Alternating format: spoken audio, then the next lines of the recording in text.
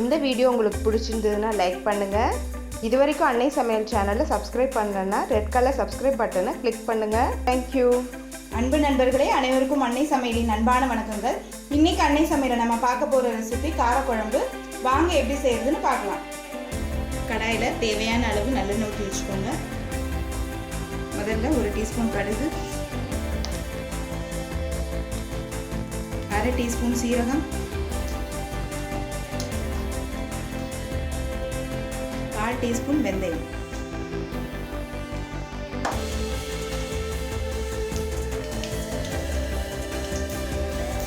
அடுத்து கொஞ்சம் கருவேப்பிலை,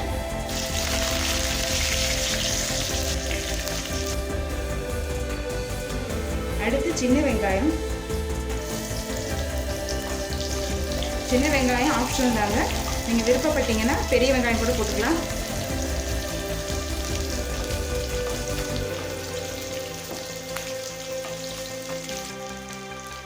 அடுத்து 10 பல் பூண்டு சேர்த்துக்கலாம்.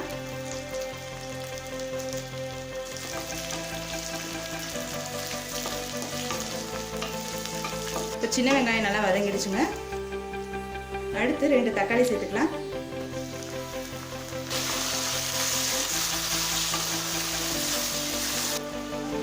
தேவையான அளவு உப்பு,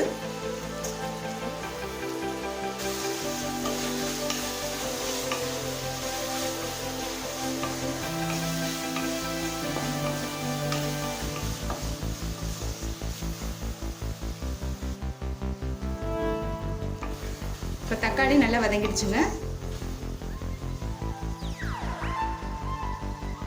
அடுத்து 3 கத்திரிக்காய் சேர்த்துக்கலாம்.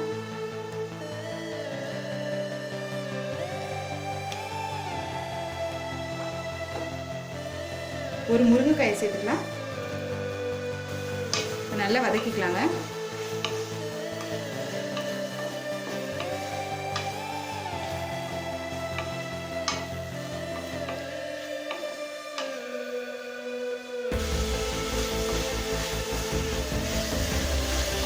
நீங்கள் இதில் உங்களுக்கு விருப்பமான காய்கறி கூட இதில் சேர்த்துக்கலாம்.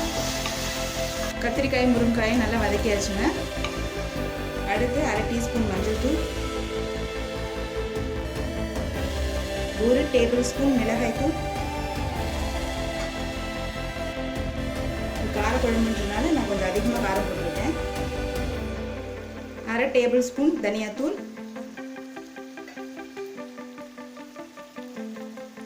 1/2 டேபிள் ஸ்பூன் குழம்பு மிளகாய் தூள்.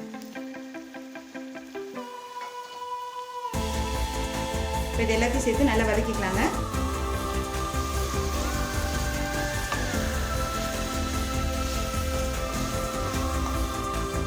ஒரு 2 நிமிஷம் வரைக்கும் வதக்கிக்கோங்க.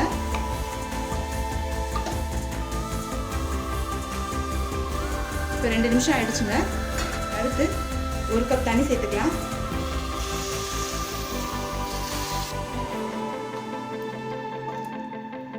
இப்போ இதை மூடி போட்டு ஒரு 5 நிமிஷம் ஸ்லோலே வச்சிடலாங்க.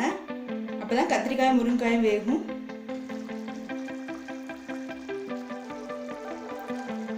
இப்போ 5 நிமிஷத்தில் கத்திரிக்காய் முருங்கைக்காய் நல்லா வெந்துருச்சுங்க. ஒரு பெரிய எலுமிச்சை அளவு புளியை கரைச்சி இதில் சேர்த்துக்கலாங்க.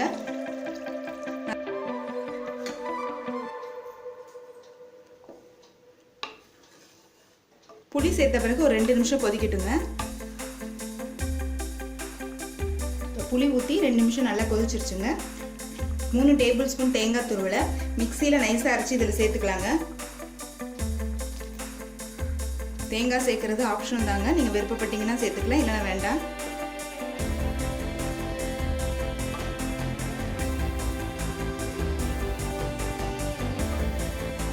தேங்காய் சேர்த்து ஒரு 5 நிமிஷம் கொதிக்கட்டும்.